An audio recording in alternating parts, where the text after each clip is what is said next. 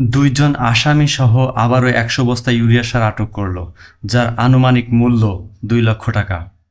ভিডিওটা শেয়ার করে দিয়ে বিস্তারিত দেখতে থাক। কক্সবাজার হতে টেকনাফ সড়কের মরিচা চেকপোস্টে যৌথ অভিযানে মিয়ানমারের পাচারের জন্য বহন করা ১০০ বস্তা ইউরিয়া সার জব্দ করা হয়েছে।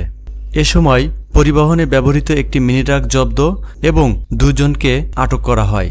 রামু ব্যাটালিয়ন ৩০ বিজিবির অধিনায়ক লেফটেন্যান্ট কর্নেল কাজী মাহতাব উদ্দিন আহমেদ জানিয়েছেন, সোমবার রাতে বর্ডার গার্ড বাংলাদেশ বা বিজিবি, রামু উপজেলা প্রশাসন এবং উখিয়া উপজেলা প্রশাসনের সমন্বয়ে মরিচা বিজিবি চেকপোস্টে এই অভিযান পরিচালিত হয়।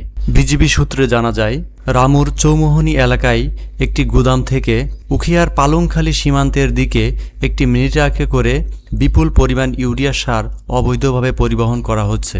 এমন তথ্যের ভিত্তিতে মরিচা চেকপোস্টে তল্লাশি জোরদার করা হয়।